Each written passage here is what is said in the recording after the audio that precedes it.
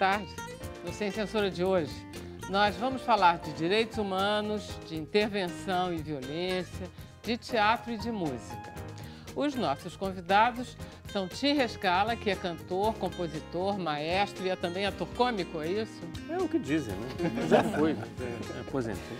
Bom, ele está lançando o CD Macuru com o José Mauro Brandt, que está aqui também, só de Cantiga de Ninar, que saiu de uma peça muito linda que ficou em cartaz ano passado, né? Que vocês fizeram em cartaz. Ano passado no Futuro e estamos voltando agora em abril. Mas canções de Ninar que você compôs e que você trouxe. Sim, algumas poucas são citações, algumas recolhidas, né, do folclore, mas basicamente é música original. Nós estamos com Ellen Guimarães, que é advogada e gestora da ONG Teto. Nós já nos vimos ano passado, não foi? Ano passado. E aqui no Rio ela vai falar sobre a coleta que a Teto vai realizar para a arrecadação de fundos e de novos voluntários para as comunidades. Enfim, ela vai nos explicar o que é a Teto e o que ela vai fazer agora. Então, eu vim mais para falar sobre a coleta, que é o maior evento da organização hoje a nível Brasil. Então, nos dias 13, 14 e 15 de abril, a gente vai estar nas ruas de todos os estados que a gente atua, que é no Rio de Janeiro, São Paulo, Minas, Bahia e Paraná, arrecadando recurso para a organização, divulgando a situação de pobreza das favelas que a gente trabalha e convidando todo mundo a fazer parte dessa transformação. Conheço muita gente que quer trabalhar com você. Que... Nós estamos com Bianca Baiton, que é atriz, diretora, e ela está comemorando 40 anos de carreira, não acredito. E, na verdade, ela está com um espetáculo em cartaz, que é Um Dia Como os Outros, na qual ela é diretora e atriz. E produtora. E que é muito engraçado. Sim. Mas é verdade, né? 40 anos. 40 longos anos. Você nasceu bebê, então tá bom. Nós estamos com Daniel Cerqueira, que é conselheiro do Fórum Brasileiro de Segurança Pública. Ele vem nos falar sobre a ineficácia da política de enfrentamento, que é mais ou menos isso que está acontecendo um pouco também. Exatamente, é um prazer estar novamente com vocês aqui. O prazer é nosso, Daniel. Falar um pouco dessa irracionalidade que nós vivemos na segurança pública, mas também falar que existe uma luz no final do túnel, mas a gente precisa fazer uma inflexão total no que está acontecendo hoje. A gente vai tentar analisar isso um pouco, porque está confuso para todo mundo, né? A gente tem a sensação que não está claro. Eu li um número hoje que homicídios diminuiu no sentido dos autos de resistência, ou seja, de enfrentamento com polícia, deu uma diminuída nos homicídios. Mas isso é o dado de um mês que não significa nada. Né? A gente precisa ver a tendência e, de fato, os últimos meses, os últimos anos tem tido um enfrentamento com mortes aqui no Rio de Janeiro muito grande, né? Então isso é algo que precisa ser visto. Saiu um lindo artigo seu no Globo semana passada. Obrigado. Muito bom. E nós estamos com Camila Abreu. Olha só, Camila, explica pra gente tudo. Temos novidades, né? Agora temos o WhatsApp para você participar em casa. Então já anota o número, é 21 99 903 5329. Então participe pelo WhatsApp, pelo Facebook, pelo Twitter, mande a sua pergunta ou o comentário do programa usando a hashtag Sem Censura. Então é isso, participem. Camila, olha, ontem teve um maior sucesso, né? Você viu, né? O pessoal participou. Por que você que trabalha com isso, por que você acha que o WhatsApp deu certo? Porque você acha que a minha faixa etária usa mais o WhatsApp que Facebook? Eu acho que o WhatsApp virou um meio de comunicação de verdade. Todo mundo liga, eu uso o WhatsApp. O Facebook, Twitter, nem todo mundo tem. Então o WhatsApp não, você usa para se comunicar. Então é essencial quase. Então por isso que funcionou bastante o WhatsApp. Mais do que uma rede? Mais do que uma rede. Ele é um telefone celular dos anos... É como se você mandasse mensagem, mas como é online, então você gasta menos. Então, exatamente. Por isso que ele é tão eficaz. Maravilha. Então é isso mesmo. Vamos conversar com o Tim Rescala e com o José Mauro Brandt. E conta pra gente um pouquinho qual foi a ideia. Você já tinha aquele Cantigas, Cantares... Cantos, Contos e Acalantos. Cantos, Contos e Acalantos, com Soraya e tal, que era muito lindo. Isso. Foi um pouco isso que vocês fizeram? Eu acho que foi, ou não? Na verdade, o primeiro trabalho que fizemos juntos, né? Uma parceria realmente de música e texto. E eu acho que a partir daí a gente fez outros espetáculos, demos a sorte de ser premiados em todos, né? Todos. Sorte? Tem Talvez dado um pouco sorte. de competência? Então, assim, é importante dizer que o pontapé inicial quem dá é o Zé Mauro, sabe? Tá. Ele tem a ideia assim, não, vamos fazer o texto tal, e aí a gente começa fazendo uma tabelinha em que ele me manda as letras, aí eu faço as músicas, devolvo para ele, fica esse vai e vem. Na verdade, a gente vai se conhecendo como parceiros, né? Então, a coisa vai muito fácil, né? Vai muito rápido. Vamos mostrar para o pessoal o que é que vocês fizeram, para aí a gente já conversa em cima do som? Vamos. Vamos lá? Então, você fica ou você Não, vai? eu vou. Tá. Aí, enquanto isso, a gente vai sabendo do que a gente vai falar. Então, vamos ao Canto do Papai.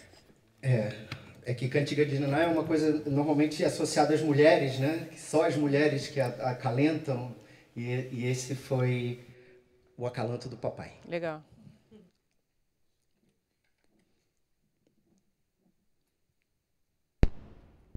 Faltou ligar, né?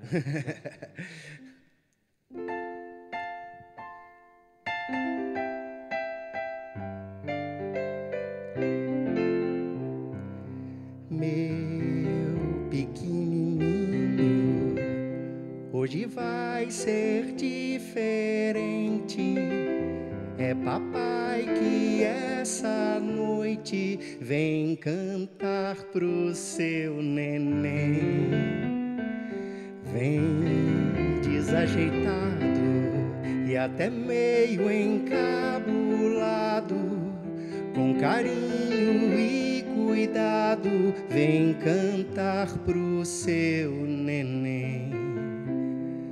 Antes de mais nada quero confessar, mas não conte isso pra ninguém.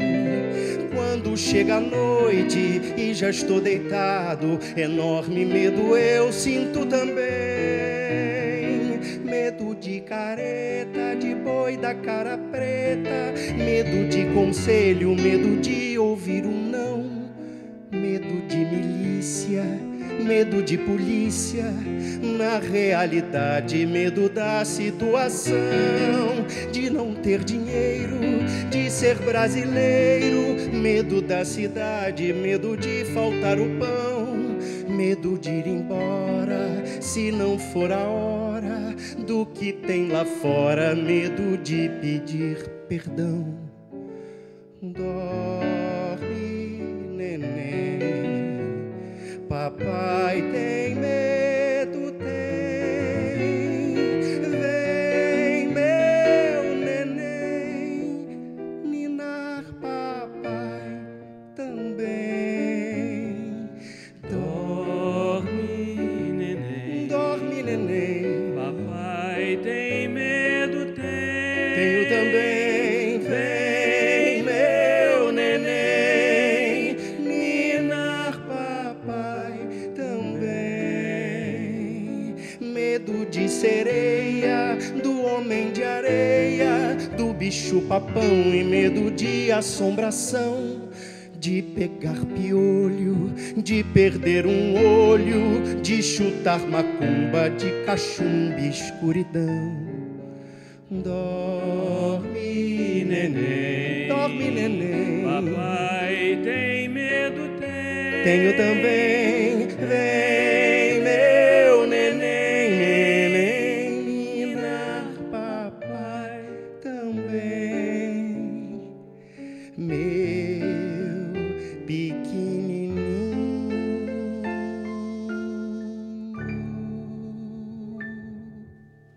Caramba! É lindo, é genial, né? É genial, é genial. Obrigado. Porque vocês fizeram, não sabe, a melodia é absolutamente linda, mas a letra é tão gênio. Tão gênio. Não tem ninguém que não se identifique com isso. Papais e mamães e crianças. Exatamente. E ela veio para esse momento, né? A gente critica às vezes tanto as cantigas de niná porque elas são cheias de monstros, mas os medos não são só das crianças, também são dos pais, né? Não, e são os E a gente também acha coragem no filho, né? Quer dizer, é uma via de mão dupla. A gente acalenta, mas também é acalentado pelas crianças. Além do que, a gente também é brasileiro, né? Tem uma coisa muito... Do jeito que a coisa está, realmente a gente precisa ser acalentado, né? À noite, né? Porque acho que essa é a mensagem da música. Mas e a peça? Quem fez o texto da peça? O Zé Mauro, eu fiz as músicas, né? A peça é o seguinte... Como é que vocês armaram? A peça gira em torno do nascimento do menino Macuru, que é uma criança que vai nascer. E quando isso acontece, o universo mágico fica em Polvorosa, lá em cima do telhado, onde fica a Cuca, o Bicho-Papão, o Homem de Areia, o João Pestana, a Tutu e a Murucututu, que são 3 personagens do mundo mágico que estão lá no telhado querendo serem lembrados.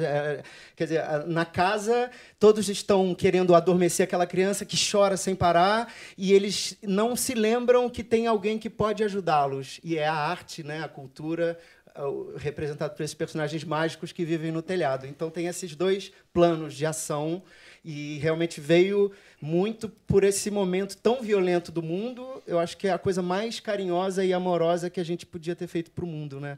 É um acalanto mesmo a peça. Não, e é bonitinho, porque como a gente tem falado muito de mulher, de poder, de mulher e poder, e essa coisa que não avança muito, é bom falar dessas coisas dos homens, né? Essa coisa. Mas a peça é muito masculina. feminina, né? Porque são 3 mulheres e eu, quer dizer, na verdade, mostra um pouco essa dificuldade também de ser homem nesse momento, Exatamente né? isso. Porque as mulheres realmente são o poder da peça. Esse setor é o setor que o homem se sai mal, ele fica mal, que nem as mulheres nos outros. Mas é um setor que ele fica carente. É uma questão de Você aprendizado tem filhos? também. Tem 2 filhas. É uma Zé Mauro questão tem de filhos? Não, sobrinhos muitos. Tá. Mas eu acho que é isso. Você aprende o tempo todo. Eu, particularmente, por exemplo, nunca tivemos babá em casa. Né? Eu acho que filho você tem que ter para cuidar, né? Ser responsável e cuidar sempre. Acho muito estranho, por exemplo, quando eu vou num restaurante, eu vejo um casal com um filho e 2 babás, às vezes, atendem mais babá do que filho, né? Eu não entendo porque, por exemplo, se vai para uma festa infantil, numa casa de festa, com um babá, o que a babá está fazendo ali? Quer dizer, se nem no momento de lazer os pais ficam com os filhos, né? Se ocupam com os filhos, em que momento que eles vão ficar, né? Então, eu acho que a gente precisa rever isso, principalmente nesses ambientes que a gente vive. Por que isso acontece? Né? Porque é sinal que em casa tem alguma coisa errada. Né? Então, eu acho que a gente procura abordar essas coisas na peça que são carências que a gente tem ao longo da vida, né? Lacunas que a gente vai criando. É uma característica muito brasileira, né? Essa coisa da babá, da empregada doméstica, uma espécie muito, de casa grande senzala que ainda existe. Né? Se você mora fora, você não tem isso. Você tem... Exatamente. Mas tem situações difíceis. As creches lá fora também não são exatamente os paraísos das crianças também, né? É complicado. Cuidar de uma criança é complicado. Dá mais trabalho do que a gente jamais imaginou. É um aprender, eu acho que constante. Ninguém sabe tudo. Ninguém acredita, né? Que né? Mas educar é muito difícil. É muito complicado. Dá muito trabalho, né? Mas vale a pena.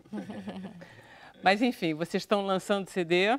Estamos lançando CD, né? Tivemos também a sorte de lançar outros CDs, mas assim, esse é bastante importante. Que foi também, assim, eu fiz uma reforma no meu estúdio, é o primeiro CD que gravado lá depois dessa reforma, e vamos lançar agora no relançamento da peça, na nova temporada, no Teatro Ipanema, no dia 21, já no meio do feriado, ficamos lá 6 semanas, né? É importante dizer que os nossos espetáculos sempre têm música ao vivo, né? São 4 músicos e 4 atores. Muito bom, né? Que eu acho que isso também é muito importante, principalmente na situação atual das orquestras brasileiras, por exemplo, que vivem com uma dificuldade enorme, né? Então, eu acho que é essencial que se valorize a música ao vivo, porque no teatro isso é muito importante, né? Eu, particularmente, não gosto de fazer peça que os atores estão lá, porque isso aqui é o teatro, né? o ator em cena e a música está gravada morta lá atrás. Não, eu acho que o músico é também um ator em cena. É, sim. E esse diálogo entre a música, os músicos e os atores é o que faz o espetáculo. Não, você inclusive chega a dizer que a música é um ator, né?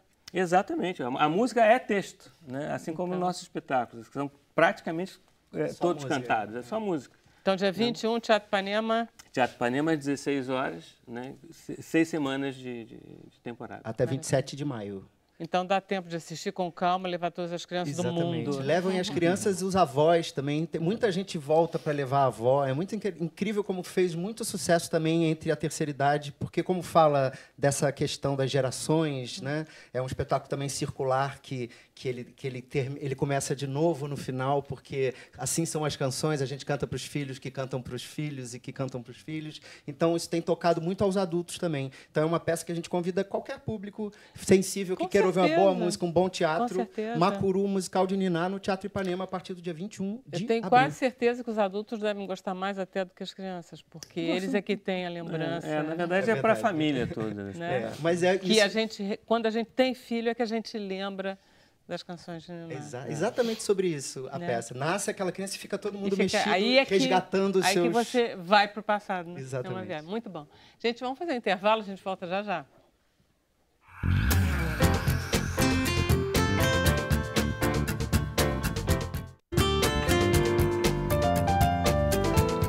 Vamos perguntar a Camila se temos perguntas e comentários? Temos, a participação está nota 10 da galera. Separei algumas aqui.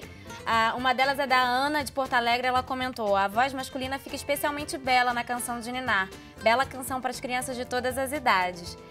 O José Mauro canta muito, os dois são espetaculares. Abraços do Geber, de Campo Grande, aqui do Rio de Janeiro.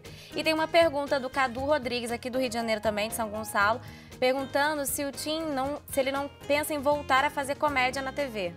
Eu tenho preguiça. eu meio que abandonei essa carreira de ator porque eu acho assim que os atores, aqui é uma homenagem aos atores em geral, são abnegados, porque ficar esperando o dia inteiro para gravar, eu não suporto ficar parado. Assim como o Zé falou aqui, eu fico compondo, fico escrevendo. Então eu não aguento ficar parado o dia inteiro esperando para gravar, até por isso que eu não faço mais. Tá certo. E foi uma vocação tão natural, né? Você nem desconfiava que você tinha uma vocação para ator? Não, na verdade foi por acaso. Foi por acaso. Eu comecei fazendo música para teatro, tocando ao vivo. Aí numa peça que chamava-se Happy End, não sei se você viu, que era com o pessoal do Despertar, e que faltava, na verdade, faltavam atores para o número de personagens, então precisava alguém morrer. Aí morreu o pianista, que era eu. E depois ressuscitava o pianista, aí o diretor falou: você pode fazer? Eu faço. Aí ficou engraçado, aí passaram a me chamar para fazer isso. Então, aconteceu. Bom. Como estava conversando aqui com o Tim e com o Zé Mauro, e que ele falou lá que a gente tem medo da violência, na canção de Niná, Daniel, olha só onde é que nós chegamos. Na canção de Niná, a gente está falando da violência do Rio de Janeiro.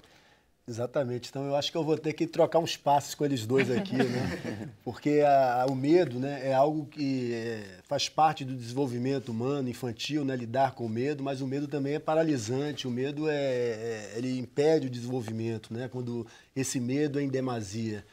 E o que acontece aqui no Rio de Janeiro é isso: as pessoas estão com muito medo, né? Estão com muito medo. E o medo é um péssimo conselheiro, não apenas do ponto de vista individual, mas do ponto de vista social. Quando esse medo é exagerado, as pessoas tomam decisões que, ao invés de lhes proteger individualmente, joga mais lenha numa insegurança global. Por exemplo, as pessoas com medo, elas compram armas, as pessoas se segregam em condomínios, em carros blindados, as pessoas abandonam o espaço público. E isso tudo é um elemento, quer dizer, a expectativa atual em relação ao medo, em relação às condições de segurança futura, é um dos elementos propulsores da violência que irá acontecer. Mas tem uma indefinição quanto ao alvo do medo no Rio de Janeiro. E a música deles fala disso. A gente tem medo de quê? Da milícia, da polícia, dos bandidos? De quem a gente tem que ter medo, Daniel? O medo, na verdade, é o medo difuso, né? Existem vários fatores que levam ao medo. Existem algumas pesquisas de vitimização que perguntam às pessoas por que as pessoas têm medo, né? Então, existem várias questões. Se a pessoa, ou um familiar, ou um conhecido sofreu algum crime, naturalmente, isso aumenta a sensação de insegurança e de medo. Mas não é só isso. Se as pessoas têm mais confiança nas instituições, na polícia, as pessoas têm menos medo. Agora, um dos grandes propulsores do medo, sabe qual é? É exatamente as pessoas ouvirem barulho de tiro. O barulho de tiro é algo bastante disruptivo, é algo que gera muito medo. E é nesse contexto que é um dos elementos que aponta para a irracionalidade dessa política de enfrentamentos que temos hoje no Rio de Janeiro. Ou seja, só em 2017, pelo menos 4.000 tiroteios aconteceram aqui só na cidade do Rio de Janeiro, né? 4.000 tiroteios, e uma boa parte desses perpetrados entre policiais e muitas vezes criminosos, né? E muitas vezes esses enfrentamentos, eles não têm uma racionalidade. Quando a polícia ela entra numa comunidade, mas ela tem um alvo identificado por um trabalho de inteligência, de investigação prévia, ou seja, um mandado judicial para prender um homicida contumaz, um grande miliciano, ou para apreender armas, num paiol de armas ali, aí existe um motivo para você entrar lá e você faz operações táticas e operacionais para que aquilo tenha o menos conflito possível. É uma atividade racional. É uma Investigou, descobriu e vai lá e prende o cara. Mas não é o que acontece no Rio. O que acontece no Rio é o tiroteio gratuito pela falta de controle das organizações policiais. O que acontece no Rio? A polícia vai na comunidade para tirar? Não é isso. Isso não é assim que eles vivem. Nem a comunidade, nem a polícia. Ela vai lá o quê? Dar um susto? Não, eu acho que existem vários fatores, existem pelo menos 3 fatores que dinamizam esse enfrentamento estéreo que a gente chama aqui, né? Em primeiro lugar, a gente tem uma política... O que seria uma política de segurança pública efetiva? É uma política que vai diminuir crimes e vai diminuir a sensação de segurança e diminuir o medo. Muitas vezes as polícias entram nas comunidades apenas para combater o varejo de drogas. E aí sai muito tiro, porque o criminoso... Vocês estão querendo acabar com uma boca, é isso? Querendo acabar com a boca, mas não há nenhum trabalho prévio de investigação, não há nenhum trabalho prévio de inteligência e muitas vezes coloca aquele policial, às vezes, numa situação ruim, porque o policial que entra numa situação dessa, às vezes sem um colete à prova de bala adequado, com a viatura quebrada, sem um apoio tático operacional, ele está colocando em risco a própria vida dele e também a morbidade psicológica. Muitas vezes os policiais têm muitos problemas, então os policiais aqui no Rio de Janeiro também são massacrados dentro desse processo, né? Então é um processo que precisa ser terminado. Estancado, né? Exatamente, precisa ter um trabalho de inteligência, precisa dar condições para os policiais operarem. E eles vão operar em que situações? Quando houver alvos específicos que levem à diminuição de crime ou à diminuição de medo. Esses enfrentamentos gratuitos, com tantos tiroteios, o que ele proporciona? É tiro para todo lado, a comunidade, as pessoas fecham o comércio, fecham as escolas, as pessoas deixam de circular e às vezes muitos quilômetros, 15, 20 quilômetros ali daquele local, está se ouvindo barulho de tiro e fica toda a população enlouquecida com medo, achando que pode ser alvo de uma bala perdida e pode ser mesmo. Então, para que isso? Estamos diminuindo o crime com essas ações? Estamos diminuindo o medo? Não. A polícia, nesse caso daí, ela é mais um elemento propulsor do medo na cidade. Porque, hoje no jornal saiu a descrição de um garoto que assaltou loja americana, essas coisas, João, aconteceram na Zona Sul. Porque agora tá mais visível, inclusive. E ela diz, ele saiu atirando a esmo, o garoto que tinha... Evidente, ele está tentando se defender e afastar as pessoas. Então, ele saiu atirando a esmo, é um assaltante. A polícia entra atirando a esmo para tentar desbaratar a boca de fumo. No entanto, a milícia, os bandidos, os traficantes, eles vão e acertam o cara que tinha protegido o policial. Ou seja, dá a sensação que a milícia e os bandidos têm alvos mais precisos e mais profissionais. A gente tem a sensação de que está havendo um descompasso. Então, eu acho que existe um ponto, que não existe uma estruturação de um trabalho, a partir de um trabalho de inteligência, as condições para o operador da segurança pública trabalhar adequadamente. Quando ele não tem a retaguarda, ele está enlouquecido ali, ele vai atirar porque ele quer sobreviver. Esse é o primeiro ponto. O segundo ponto é que a truculência, o excesso da força policial é uma face da moeda, que a outra face chama-se corrupção policial. Então, muitas vezes, o excesso da força ele é utilizado como um mecanismo de sinalização para grupos criminosos. Olha o prejuízo que eu posso te causar. E isso faz aumentar o valor da propina. Portanto, algo que é fundamental em qualquer sociedade democrática é o controle do uso da força policial. E isso existe uma técnica toda que chama-se o gradiente da força. Quando que o policial ele deve atirar? Em algumas situações é legítimo, é necessário que ele atire, quando é para preservar vidas. Mas não é em qualquer situação. Quando a gente não tem esse controle do uso da força, o que acontece? Tem pessoas morrendo, pessoas temerosas, e além disso você tem um descontrole total das munições. Então, se o Estado não tem controle das munições, e não é só por esse fato, também por outros, o que vai acontecer? Você vai ter, muitas vezes, munições ali que você não sabe se ela foi usada ou não, que elas vão estar negociadas no mercado ilegal. Por exemplo, o caso da Marielle. É um descontrole, era uma munição da Polícia Federal, comprada em 2006, num lote de 2 milhões de munição, quando naquela época já existia, em 2004, uma portaria do Exército falando que os lotes deveriam ser no máximo de 10 mil munições, ou seja, está tudo errado, não há controle. O governo federal, os governos estaduais, os governos municipais, em geral, estão completamente perdidos e descompromissados com a questão da preservação de vidas. Daniel, a gente está fazendo um mês de intervenção federal. O presidente Temer disse que vai dar 1 bilhão e 200 milhões. O senhor está com pouca esperança que isso dê algum resultado, pelo que o senhor está falando, depois de um mês? Olha, o que está faltando para que isso comece? O primeiro ponto é que a intervenção, na verdade, foi um golpe de prestidigitação política, né? Então, foi uma improvisação. Mas a população carioca e fluminense acolheu aquilo como um náufrago recebe uma boia salva-vidas. Claro, porque está sendo nos dito que o Rio de Janeiro está nas mãos dos bandidos e das milícias. Receberam como uma boia, só que essa boia está furada. E ela está furada por quê? Porque foi fruto de improvisação. Então, o próprio comandante interventor, quando estava naquela primeira entrevista lá, ele falou, olha, eu não sei, eu estava vindo de férias, cheguei aqui agora... Então, daqui a 3 semanas vou dizer quais são as nossas metas. Vamos dizer. E não disse. E ele, o que ele fez lá para cá? O que foi feito lá para cá? Está tateando em várias direções. Então, eles começaram com o discurso falando, vamos cercar as favelas e vamos fazer mandados coletivos de busca, o que é uma excrescência total do ponto de vista do Estado Democrático de Direito. Aí ele recuou. Aí depois falou, não, vamos investir em investigação e na corregedoria de polícia para acabar com a banda podre da polícia. Correto.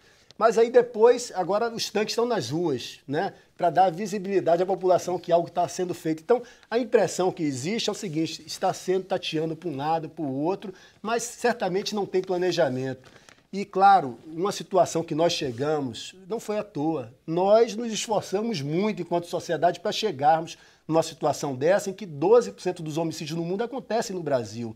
Então, são décadas de descaso, de descompromisso com a vida, e não é uma intervenção que em 1 hora, em 10 meses, vai resolver alguma coisa. Na verdade, eu acho que hoje nós estamos numa situação muito delicada aqui no Rio, porque... O senhor acha, então, que a intervenção foi uma coisa necessária? Quer dizer, digamos que ela não tivesse... Ela pode ter sido improvisada e pode ter tido um lado eleitoreiro, mas, enfim, o senhor acha que a situação que o Rio estava enfrentando, que não é da pior situação em termos de segurança pública do Brasil, não é mesmo? Não é. Tem 10 estados que estão na nossa frente. Exatamente. Entendeu? Agora, por que nos venderam uma imagem do Rio de Janeiro necessitando de uma intervenção? Eu acredito que estava na iminência de haver um fracasso retumbante na reforma da Previdência. Naquele momento, os jornais todo dia seguinte tapariam. O governo não fez a reforma da Previdência, o governo Temer perderia o poder da agenda, o controle da agenda, e como no golpe de mágica, ele teve que chamar atenção para um outro ponto. O Rio de Janeiro é uma vitrine para o Brasil. Ainda mais depois do Carnaval, que todos os holofotes estavam no sambódromo, quando saíram os carros alegóricos lá da escola de samba, ele botou o bloco dos militares. Então, os militares, de certa forma... eles foram usados politicamente e a imagem do Exército certamente será arranhada com esse episódio, porque eu gostaria muito, torço para que isso dê certo, mas não vejo Por enquanto... como que essa intervenção ela pode trazer frutos duradouros aí. Maravilha. Obrigado, professor. Deixa eu conversar um pouquinho com a Bianca. Bianca está morrendo de frio. Uma hora dessa eu venho falar das coisas boas que são possíveis, né? Eu vou Mas falar de olha coisa só, boa também. eu não acho que possa ser ruim para a gente conversar sobre a realidade, porque sempre melhor a realidade do que a ficção, de uma certa forma. A gente se contar histórias a respeito do que a gente está vivendo. A gente vive aqui. Há quanto tempo você vive aqui? Eu não sei se eu concordo se é sempre melhor a realidade do que a ficção. Acho que eu investi muito na ficção. Não, a gente precisa. Tá bom. A gente precisa de uma canção de Niná, tá certo. O problema é que a ficção, essas fronteiras estão muito tênues hoje em dia, né? Hoje em dia a gente vê no Facebook a ficção querendo tomar o lugar da realidade, né? Eu acho que esse é o grande problema. Você está falando das fake news. Exatamente. Aí a gente está começando a ficar confuso. Essa ficção Mas olha merece só, que a gente... Bianca, me diz uma coisa. É verdade que você e o Zé Mauro vocês fizeram saltimbanco juntos. Eu não estou acreditando nessa história. Nós temos essa passado, né? Conta aí, 40 anos de carreira é isso. Na verdade, eu comecei lá atrás no Saltimbancos, no primeiro Saltimbancos, na primeira montagem. Lá no 78, no Canecão, exatamente. E tinha lá, a Marieta fazia a gata, a Milcha fazia a galinha, o grande Otelo fazia o jumento, pra você ter uma noção do que estamos falando aqui. Enfim, né, era uma montagem linda e a gente fazia, eu e uma turma de pessoas que hoje estão por aí também, que viraram atores, outros não. Outro dia eu encontrei o João Manuel, que é filho do Braulio Pedroso, que fazia com a gente, que virou médico, um grande médico, clínico geral, enfim. Então tinha ali a turminha das crianças que faziam o coro do Saltimbancos. Ok, eu comecei ali, como eu disse, com carteira assinada, bonitinho, não era farra só não. E anos depois, numa montagem comemorativa dos Saltimbancos, agora tem o quê, Zé? Foi 2010, né? 2009, 2010. Eu sou ruim de data, mas enfim, a gente se encontrou fazendo, aí eu fazendo a galinha, já madura, né? Uma galinha madura, e o Zé fazendo o cachorro, e que foi uma montagem linda da Cacá Murtê, que dirigiu. A gente se divertia tanto, né? Ela que fazia galinha, mas era uma galinha que queria ser gata, sabe? Que ela tinha... eu inventei um subtexto pra galinha, que a galinha era um pouco traumatizada, tinha inveja da gata, enfim, essa história. Você vê que a ficção é rica. Mas é um grande texto, uma grande história, né? É uma delícia. É maravilhoso, só de você morro de saudade de fazer, morro de saudade. E, inclusive, tinha 10 músicos em cena, o Tim estava falando sobre isso, né? Era um espetáculo maravilhoso, muito por conta disso, da presença dos músicos, mas aí ficou inviável, porque justamente aí voltamos à realidade. Mas aí você conseguiu seguir carreira e você foi fazendo muita coisa. Muita coisa. Você foi fazendo teatro, você fez cinema, você fez televisão e você foi diversificando esse negócio de ser atriz, até virar diretora. Que tal? A história foi um pouco essa. Chegou uma hora que eu tinha um projeto que eu estava produzindo, que eu queria fazer como atriz, estava produzindo para fazer como atriz, e no meio do caminho eu estava tão envolvida com todas as partes que eu achei que eu poderia dirigir também. Ou melhor, eu achei que eu não ia conseguir chamar ninguém para dirigir, porque eu já estava tão dominada da história que eu falava, vou chamar alguém para falar, você vai dirigir assim, assim, assim, não vai dar certo. Aí eu resolvi correr esse risco, eu nunca tinha pensado em dirigir. E resolvi fazer, enfim, foi muito bacana. Isso foi também em 2010, 2011, foi um projeto grande, que eu fiz umas peças francesas, que é essa peça. Exatamente. Que eu depois de 7 anos, na época a gente produziu, fez uma temporada muito legal no Teatro Poeira. Ganharam todos os prêmios do mundo, elogios de Bárbara Eleodora. Elogios ali, né, poucos, breves, porém importantes. Não, mas foi mesmo, foi uma montagem muito legal. Você assistiu, Zé? Eu assisti, era incrível a peça. Era muito bacana. É um elenco, é um time de atores incrível, é um texto moderno, contemporâneo, engraçado, é muito bom. Pois é, fiquei com muita pena de não ter visto. Mas tem, você pode ver. Vou tentar. Não, olha só, olha o que ela me propõe, corre que dá para ser hoje, amanhã ou depois. Pois é, mas a história foi essa, quer dizer, a peça era muito legal e a gente amava fazer. E durante esses 7 anos, obviamente não todos os dias, nem todas as noites, mas a gente tentou muito, eu e a Maria Simon, que é a produtora, que está comigo, minha super parceira, a gente tentou de todas as maneiras colocar o espetáculo de novo em cartaz, viajar para São Paulo, todo o sonho que todo mundo que produz um troço depois quer dar continuidade. Nada, não conseguimos um tostão. Ok. Aí, 7 anos depois, eu ainda sou muito amiga de todos os atores que fizeram e a gente falou, vem cá, vamos fazer assim mesmo, vamos fazer sem dinheiro, vamos fazer sem nada. E eu tenho uma casa de cultura na Lapa, que se chama Casa Quintal de Artes Cênicas, e que não é um teatro, mas que é um espaço de ensaios e que tem ali 2 ou 3 refletores e uma grande sala. A gente falou, quer saber?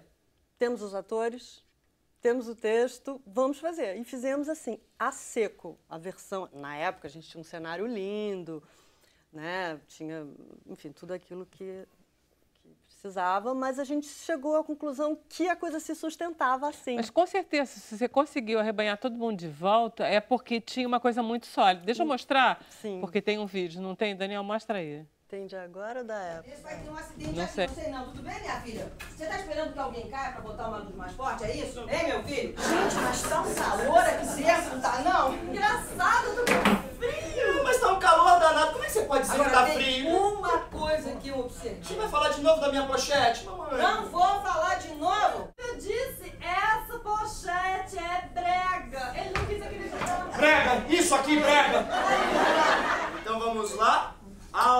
Ingrid! E ele? Não vamos lhe servir uma tacinha? Ah, é? Por que não, né, mamãe? Vamos lhe servir uma tacinha. Obrigado, senhora Leonardo. Não há de quê.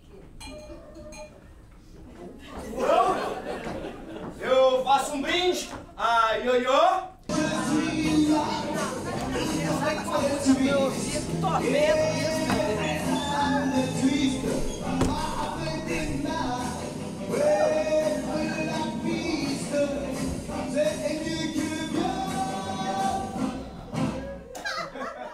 Ai, que delícia, tem um rock total. Mas essa é a montagem Original. a primeira, de 2011. Aí eu guardei todos esses figurinos numa malinha. Então Genial. o figurino está intacto e os atores, a gente só não tem esse cenário incrível. E a gente está fazendo no Sérgio Porto, no Teatro Sérgio Porto, o último final de semana agora. Muito bom. É assim que é. E funcionou direitinho, de E novo. muito funcionou. Pois é, isso aqui é engraçado. Mas né? mesmo assim, a gente... Que é surpreendente, você há de convir. É surpreendente. 7 anos Mas depois, você tem os atores, praticamente. isso que eu tô Por falando, mais que tem você as tenha... pessoas em Mas as cena, pessoas né? mudam, né? E não é dizer assim que as pessoas assistem e falam assim, não, tudo bem, é legal, mas poxa, se tivesse o cenário, poxa, Tá. se... Não, ao contrário, tem gente que nem repara que não tem. Tem uma essência ali da história dos personagens, do humor e da melancolia, porque é uma peça que não é um festival de piadas. Pois é, por que deu tanto certo esse texto, hein? Porque ele é muito bom mesmo. Ele É um texto clássico. francês, né? Não é um texto brasileiro, e dá certo aqui. Mas vou te dizer, ele é um texto francês, ele foi escrito há 30 anos atrás, na verdade, a gente montou ele já com 20 anos de estrada, mas ele é muito clássico, ele tem ali todos os ingredientes, é sobre uma família, relações de família, ele não é localizado em nenhum lugar no tempo, sabe? Não é uma coisa assim que fala de uma guerra, de uma coisa, ele é sobre coisas eternas. Poderia acontecer aqui, né? Poderia acontecer no Brasil, a gente, inclusive, quando a gente traduziu, a gente tirou todas essas referenciazinhas de Paris, ou sei lá o quê, quer dizer, pode ser em qualquer lugar do mundo. E é isso, ficou muito essencial e realmente ela comunica muito essa peça. As pessoas riem muito e se identificam porque é muito bacana mesmo. Senão não teria feito esse esforço, entendeu? Todo De de remontar pegar. sem nenhum tostão. Engraçado. E chance de viajar? Com a peça, É? agora a gente está nessa história, já que não tem cenário, já que não tem nada, a Que gente está nessa simplificou. batalha. Vários lá Vamos com a roupa do corpo. Só que Não, somos porque, 6, Bianca, né? todo mundo, inclusive a gente recebe muito telefonema do pessoal de fora, é sempre assim, quando é que vocês vêm para João Pessoa? Quando é que vocês vêm para Belém do Pará? meu Todo Deus. mundo quer, quando a gente fala que acende uma vontade de você assistir a peça, vem para cá para assistir, né? Pois Quer é. levar lá. Mas olha, a gente tentou, você não tem noção. A gente mandou para todo o Brasil, para todos os SESC, SESI, SESP, Acaba dando certo. O que tem que ser, será. Enfim, agora Então, vamos ver se dá Teatro certo. Sérgio Porto, que horas? Sérgio Porto, sexta e sábado às 9 horas, domingo às 8 e segunda-feira, 2 de abril, é o último dia, às 9 horas. Ah, tá, segunda tem. E é só R$40 a inteira, ninguém paga inteira, então R$20. Aliás, uma coisa, não sei se as pessoas sabem, eu descobri isso essa semana, que todo cidadão da cidade do Rio paga meia nos teatros da prefeitura. Eu não sabia disso. É verdade. Você sabia disso? Eu não sabia. Não, porque eu pago meia, né? Há muito tempo.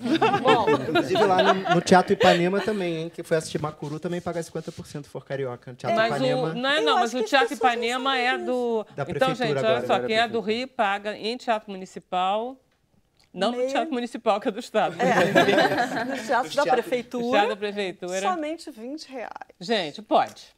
né? Ana Lu Prestes, Bianca Baito, etc. Silvia etc. Buarque. Silvia Buarque. Gente, vamos fazer um intervalo, a gente já volta.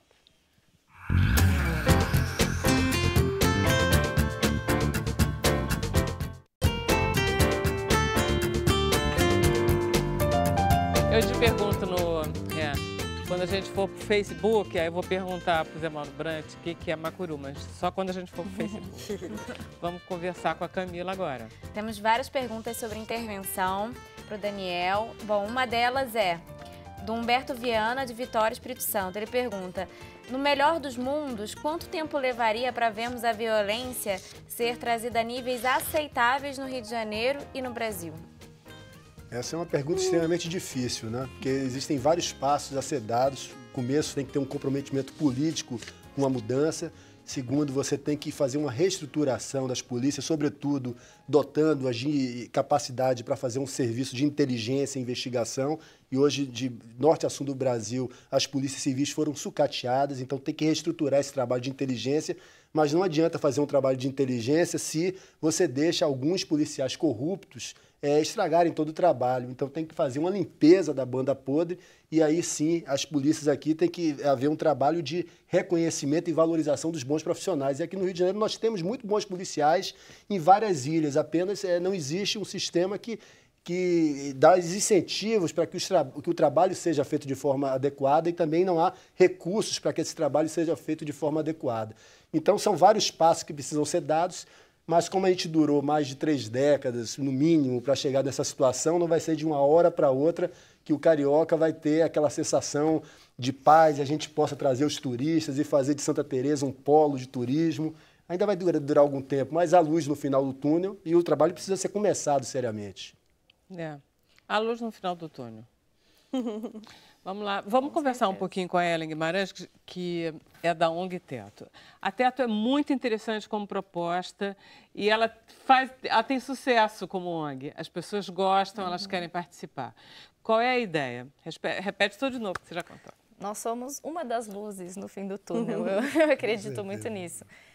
Bom, a proposta da organização é promover o desenvolvimento das comunidades mais excluídas, né, dos territórios que a gente trabalha, e ser uma ferramenta de mobilização dos moradores para aquela transformação. A gente acredita que o trabalho conjunto é o que vai fazer tudo, é o que faz tudo ser transformado. Então, a sociedade civil entender que a questão da pobreza é uma questão de todo mundo, né? A falta de oportunidade é uma preocupação de todo mundo, e se todo mundo se juntar para fazer a transformação, ela vai acontecer. A gente não tem que esperar vir de ninguém, esperar cair do céu, esperar a polícia ser reformada, esperar intervenção, esperar nada. A gente se junta e a gente faz alguma coisa ser transformada. A gente tem alguns programas que a gente leva para as comunidades que a gente trabalha para fomentar esse desenvolvimento e para que os moradores entendam que eles são sujeitos de direitos, né? E não é à toa que se chama Teto, né, Ellen? Quer dizer, tem a casa como uma unidade importante nessa história. Sim, a organização nasceu no Chile há mais de 20 anos. Ela se chamava Um Teto para Meu País no início, porque entendeu que a questão da moradia era uma questão bastante complicada.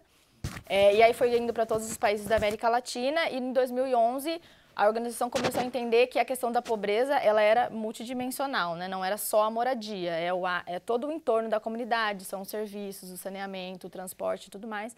E aí a gente começou a pensar nos outros projetos. Então, a gente só construía moradias e aí a gente passou a pensar nos outros projetos, sempre com essa proposta de trabalho em conjunto. Então, a gente começa a trabalhar numa comunidade porque os moradores disseram que querem trabalhar com a gente. Solicitam vocês. Exatamente. Então, a gente vai, por exemplo, esse final de semana agora de Páscoa, a gente tem construção de moradias aqui no Rio de Janeiro. A gente leva um grupo de voluntários para a comunidade, mas a comunidade também está junto com a gente construindo essas casas. Esse final de semana a gente vai estar em Portelinha e Guarani, na zona oeste do Rio, e em Parque das Missões, em Duque de Caxias. Vocês vão conseguir construir quantas unidades? 20 moradias esse final de semana, cerca de 350 voluntários envolvidos, mais os moradores. Vocês conseguem começar e acabar, né? Sim. Em 3, 4 dias? Produtividade incrível. Não, 350 pessoas, entenda bem. E são super... Não são os 10 operários que você contrata para reformar. São 350 pessoas lá jogadas. Cada 10 pessoas constroem uma moradia, né? São painéis de madeira pré-fabricados hoje. E aí a parte mais difícil é a fundação, que são os pilotis, os tocos de madeira. E depois da fundação a gente começa a subir como um encaixe. Eu fiquei com a memória que você era arquiteto, eu inventei isso. Não. Sou formada em Direito. Direito. Inventei uma arquiteta. Isso. E essa coleta, o que é? Então, a coleta é o grande evento de mobilização da organização a nível América Latina. São 3 dias. Aqui no Brasil acontece simultaneamente em todos os estados que a gente trabalha. E aí, dia 13, 14 e 15 de abril, a gente vai estar nas ruas, nas esquinas de vários bairros, em todos os países, né? Que é no Rio de Janeiro, no Brasil. Rio de Janeiro, São Paulo, Paraná, Minas Gerais e Bahia. A gente vai estar nas esquinas com voluntários, então é um grande evento de mobilização de voluntários para denunciar a situação de pobreza que a gente tem hoje nas favelas, né? A gente fala, a gente não vai dar voz para os moradores, a gente só quer que a sociedade ouça a voz de pessoas que estão sendo invisíveis dentro das favelas, que é onde a polícia, é onde o Estado está indo para tentar calar ainda mais a voz dessas pessoas, né, restritas de direitos. Então a gente está na rua divulgando o trabalho do Teto, falando o que fazemos, convidando todo mundo para fazer parte, como puder, né? Ah, eu tenho uma padaria. Pode ser uma empresa amiga do Teto, um doador mensal recorrente da organização, pode levar os seus funcionários para uma atividade massiva, pode doar o pão da próxima construção, porque os voluntários têm que se alimentar. Então a gente né, mostra o que a organização faz, denuncia a situação das favelas que a gente trabalha e arrecada fundos para a organização. Então os voluntários estão com cofrinhos em formato de casinha e a gente vai estar conversando com todo mundo que passar durante esses 3 dias. Esses voluntários que vão construir, eles fazem algum curso, eles fazem alguma formação, ou eles entram direto e vão na massa, tem um contramestre? Tem sempre, na construção, tem sempre 2 pessoas em cada terreno, que são os líderes, que a gente chama, que são voluntários que já foram várias vezes nas construções, e a gente segue um manual bem simples, assim, da construção, e aí, conforme chega ali no terreno, a gente explica, né, agora é essa etapa, e esses líderes gerenciam aquele terreno e ensinando as pessoas ao longo do dia, não tem segredo nenhum. Quer dizer, que se eu resolver me inscrever amanhã, eu vou fazer o quê? Vai cavar buraco, vai pegar pedra, vai fazer todo o serviço ali para conseguir levantar a casa. Todo mundo faz tudo. Deixa eu passar o vídeo que tem, que é da campanha, não é isso? É da coleta. Vamos lá, Daniel.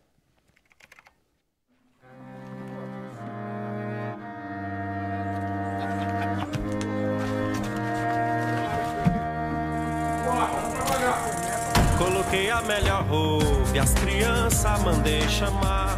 Tudo de banho tomado, penteado, que é pra agradar. Seu doutor autoridade e o padre pra abençoar. Hoje vamos comer cinza que a Kombi mandou buscar. Bata logo essa chapa, Instagram pra denunciar. Lilás com a tag na testa e hashtag pra acompanhar. Um bombe e um trawap da ponte de lá pra cá.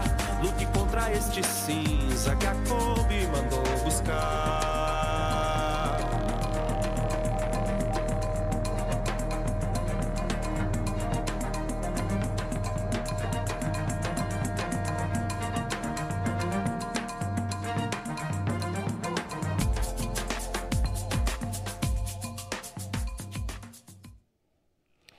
Esses projetos todos que estavam dieta low carb, o que é isso? Então, essa é a campanha nossa desse ano da coleta. Todo ano a gente tem uma campanha diferente. E a nossa proposta esse ano é os influenciadores da vida real, né? Porque hoje tá todo mundo na rede o tempo todo, no Instagram, Facebook, Twitter, e etc, etc. E curtindo ali, sempre no telefone. E a gente tem essas web celebridades, né? Que começam a divulgar uma dieta nova, todo mundo segue, todo mundo acompanha. E a gente levou isso para os moradores das comunidades. Então, o Projeto Verão, por exemplo, na comunidade é o morador que está lá construindo a sua própria moradia, né? O Projeto Verão dele é esse. Então, a gente convida as pessoas a também seguirem esses influenciadores da vida real. São pessoas que estão ali sem os seus direitos mínimos sendo executados e estão lutando diariamente para conseguir mais oportunidade, para ter uma melhora ali na sua vida. E aí, no fim, né, esse troque likes por atitudes, que a gente convida todo mundo a sair da rede, ao invés de ficar lá o dia inteiro dando like na vida de pessoas aleatórias, tome uma atitude para também transformar junto com a gente, para que essa situação seja diferente. Maravilha. Ellen, vocês têm muitos voluntários? Na organização hoje, como voluntário fixo, que a gente chama, né, pessoas semanalmente trabalhando. No Rio de Janeiro, a gente tem cerca de 200 voluntários. É bacana isso. Sim, e a nível Brasil são 1.000 voluntários mais ou menos. Somos 40 colaboradores e cerca de 1.000 voluntários que semanalmente trabalham, né? E aí, cada evento, a gente abre inscrição para qualquer um poder participar. Agora, nessa construção, vão ser 350 pessoas mais ou menos. Que já está fechado. Já está fechado, isso. Não dá para entrar mais. Não. E a coleta vai ser... E na coleta é 13, 14 e 15 de abril. E a gente espera 800 voluntários nas ruas. Tá, e você pretende, com isso... qual é a meta de vocês? A gente tem uma meta de captação de R$70 mil aqui no Rio de Janeiro, né? Cada sede fez a sua... Não é absurdo como meta, não é? Não, não é absurdo. Mas a gente precisa de A gente precisa contribuir. Exato. Contribuir. Então, para a coleta, as inscrições ainda estão abertas, né? No site do Teto é muito simples, é teto.org.br/coleta. e aí já te direciona para o site da campanha. É sexta, sábado e domingo, e você pode selecionar qualquer dia e horário que você pode. Então, eu só posso na sexta de manhã, não tem problema. Eu moro na Zona Sul, tudo bem, tem esquinas na Zona Sul. Eu moro no centro, tem esquinas no centro. Eu posso só sábado à tarde. Então, só seleciona sábado à tarde e só na Barra da Tijuca. Tem esquina na Barra da Tijuca. Então, tem vastas opções, assim. Então, qualquer horário que você puder e qualquer dia, ir lá, né, junto com a gente, fazer essa denúncia, arrecadar e divulgar o nosso trabalho, tá todo mundo super convidado. Maravilha. Eu acho que é bacana. Eu não sou nada pessimista. Eu acho que as coisas podem dar muito certo. Sim. E vocês todos são um exemplo disso. A gente não... Acho que se a gente parar de acreditar, a organização pode parar de existir, né? A gente nunca vai deixar de acreditar. A gente é legal pra caramba. Vamos lá. Tim, o que vai ser agora? Agora vamos fazer o João Pestana. Então tá, vamos lá. Só queria dizer que esse disco não sou só eu, né? Sou eu, mais 3 cantoras, que são a Janaína Azevedo, a Esther Elias, a maravilhosa Lilian Valesca e os músicos Tibor Fittel, Débora Shine, Cássia Menezes e Paula Martins. Então, somos nós 8 que fizemos esse Macuru, que está disponível em todas as plataformas digitais. E a partir do dia 21, quem quiser o físico pode comprar lá no Teatro Ipanema ou pelo e-mail que vocês vão descobrir lá na parte do Facebook. Maravilha. Mas eu acho que dá para a gente ouvir 8 pessoas cantando quando você canta. Opa! Tá? Gente, eu queria agradecer a presença da Ellen, do Daniel, da Bianca, do Tim e do Zé Mauro e pedir para vocês ficarem conosco no Facebook ou então voltarem amanhã, 5h30 da tarde, tá? Até lá. Silêncio que se vai cantar o fado. Cruzei todo o oceano tendo teu sonho como guia. Deixei minha amada terra, pois ninguém lá mais me queria. Conversei com fantasmas e com aves de rapina. Brinquei com Nossa Senhora quando ainda era menina. Mas hoje tu podes ouvir os meus passos na tua janela, pois sei que não podes abrir os teus olhos sujos de remela. Sou eu quem vai te cobrir com tua manta de flanela, pois de perto não vou sair, serei tua sentinela. Quem é esse? Como é que ele se chama? João Pestana, João Pestana. Teu ouvido nunca te engana. João Pestana, João Pestana.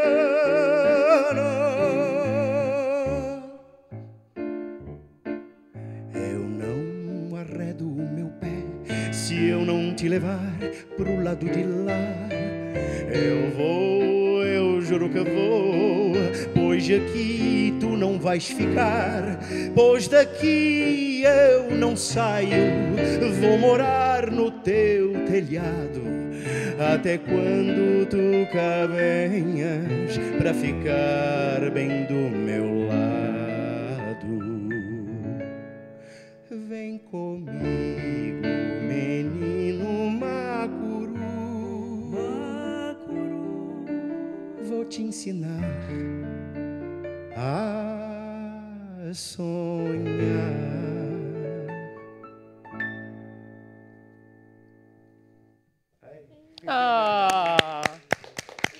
Muito lindo. Podem voltar para cá. Camila, estamos no Facebook? Não estamos? Como estamos? Ao vivo no Facebook, com vários comentários. Um deles é do Marcelo de Pilares. Ele comentou: essa música infantil é simplesmente incrível, parabéns aos autores. E aí também querem saber do nome Macuru. O Macuru tem 3 significados, na verdade. Ele vem do tupi, que significa o berço do índio, é o berço, ao mesmo tempo existe o passarinho macuru, quer dizer, é um pássaro, e ao mesmo tempo é a primeira denominação para a cantiga de niná no Brasil. Primeiro conjunto de canções de niná brasileiras feitas em 1890 se chamava Cantigas de Macuru. Então, também é uma denominação que você dá às cantigas de niná, cantiga de Macuru. Aí a gente só botou com K para ficar um pouco mais gráfico, mais indígena, mas é isso. É exatamente isso. É o berço, é o pássaro e, ao mesmo tempo, a canção de niná. A Adileia comentou que acalento riquíssimo. Fiquei sabendo da peça agora, através do Sem Censura, e quero ver onde. Teatro Ipanema, 21 de abril até 27 de maio, sábados e domingos, às 16 horas. E o disco está nas plataformas digitais. O disco, quem tiver... E vai estar lá no teatro também. Vai estar lá vai também estar lá físico. Físico, mas todas as plataformas vocês podem comprar pela internet e pelo e-mail contato.belasarte@gmail.com. Ou na página do Macuru, o musical, no Facebook. Também se mete lá. E vai procurando, acaba achando. Exatamente. Tem uma pergunta aqui do Bruno para Bianca. Ele pergunta, por onde você anda atuando? Sou seu fã, gostaria de vê-la. Então, estou com a peça lá no teatro, o que eu falei? Já ia falar Sérgio Teatro Ipanema, Porto. no Teatro Sexta, Sérgio domingo. Porto, o último final de semana do espetáculo. Sexta, sábado, domingo, sábado, segunda. domingo Vera e já decorou. segunda. Sexta, sábado, domingo. Sexta, sábado. 9 da noite, domingo às 8 e segunda às 9. Isso, e a peça chama-se Um Dia Como os Outros. E também, como é que as pessoas sabem a programação da Casa Quintal?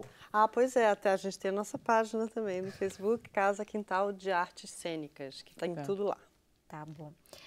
Tem uma pergunta aqui para a Ellen Guimarães, da Vivian. Ela pergunta como a invisibilidade prejudica os moradores de comunidade. Em tudo, né? Eles são pessoas que estão invisíveis aos olhos do Estado, porque elas não têm nenhum direito delas ali sendo exercido, e invisíveis aos olhos da sociedade, porque as pessoas, né, acham que não existe a situação de pobreza como existe no Brasil hoje, né? Acham que precisa ir para a África, precisa para ir outros países para ver, e não. A meia hora do centro do Rio de Janeiro, em Duque de Caxias, tem 3 comunidades que a gente trabalha que não tem acesso à água, não tem acesso à luz, não tem acesso à moradia, não tem acesso à educação, não tem acesso ao transporte e a nada. E a nossa proposta é fazer com que isso deixe de ser invisível, que as pessoas saiam das redes, olhem para o lado, olhem para quem está próximo, olhem para quem está a meia hora de distância da sua casa e veja que existem pessoas que precisam que a gente esteja junto com elas, mostrando para elas a força delas e trabalhando junto para transformar tudo isso. Temos muitas perguntas sobre intervenção para o Daniel. Uma delas é do Tiago Aguiar. Ele pergunta, na sua opinião, qual o papel da população na solução da questão da violência do caso do Rio de Janeiro? A participação da população é fundamental. Na verdade, se a gente olhar as grandes experiências internacionais e nacionais que deram certo, que conseguiram em pouco tempo reduzir a violência, existem alguns ingredientes comuns. Um deles, em primeiro lugar, é o comprometimento do principal político ali, o governador, o prefeito, o presidente. E o segundo é exatamente a mobilização e articulação de todos os atores sociais. Então, a questão não é que segurança pública é algo que o Estado vai garantir. A sociedade tem que garantir a sua própria segurança. Claro que o Estado é o indutor disso, mas precisa ter a participação da comunidade, das ONGs, dos empresários, da academia. Precisa ter uma articulação e uma mobilização de todos esses atores sociais. O Reinaldo, rei de São Paulo, ele pergunta como o pensamento de que direitos humanos é defender bandido impacta e interfere na violência ou no combate à violência. Na verdade, esse pensamento é exatamente o que sanciona a legitimação e a invisibilidade desses homicídios que nós temos hoje, mais de 61 mil homicídios. Então, nós temos uma verdadeira barbárie que é mais ou menos legitimada da seguinte forma: existe um mecanismo mental. Se o cara morreu, é porque devia estar envolvido. E se está envolvido é bandido e é pouco, porque bandido bom é bandido morto. E assim a sociedade fecha os olhos.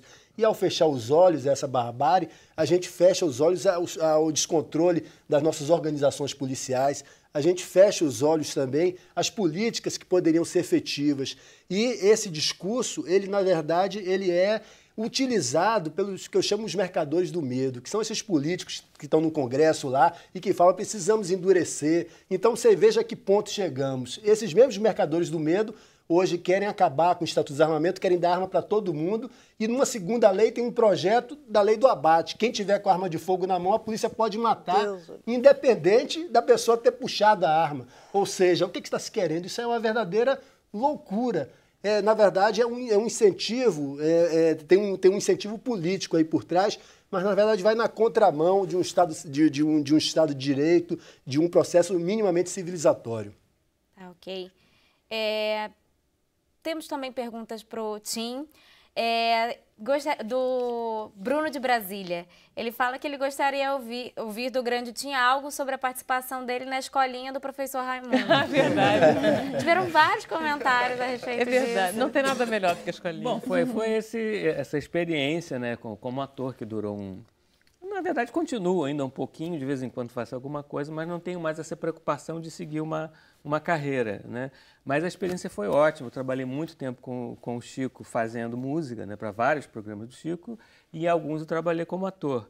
E a convivência com aqueles atores era maravilhosa, né? Eu participei como ator durante 1 ano, além de fazer a música de vários anos, mas só o fato de você estar ali com eles, não só na gravação, mas no camarim, já era muito engraçado, né? Então, o que eu tenho a dizer é isso, que eu tenho excelentes recordações, sei que assim, as pessoas têm muita saudade na rua, muita gente fala comigo, cadê a escolinha? Eu falei assim, olha, tem uma versão agora nova que eu achei muito boa, muito legal, excelente. Não, mas o Viva passa, o canal Viva fica passando. Quem quiser a versão atual tem a versão antiga também, que eu acho que a pessoa... Mas o Chico Anísio, ele ficou melhor com o tempo, né? A gente hoje, distanciado, quando a gente vê os programas antigos dele, é impressionante a arte desse homem, né? É uma delícia. Porque na época, todo programa de humor popular, a gente meio que olha, meio de... Na época, a gente não tinha noção de tão genial que era e como sobreviveu, né? A gente vê essas reprises, é incrível. E tantos personagens que ele montava, uma coisa... Você vendo hoje, é difícil você encontrar um ator hoje em dia que tenha a capacidade que ele tinha, né, de criação. Era uma inteligência absurda, assim, uma criatividade absurda. E isso passava para quem trabalhava com ele, porque era um estímulo, né, que ele dava. Mas a coisa melhor era a escolinha. Gente, podemos terminar o programa? Podemos. Então, maravilha. Eu vou pedir só para vocês ficarem, porque a gente vai ter que regravar aquela chamada de novo. Então, vocês vão ficar sentados. Gente, foi ótimo. O programa não termina nunca. Vocês podem ir embora. A gente vai ficar aqui conversando. Até amanhã, às 5h30.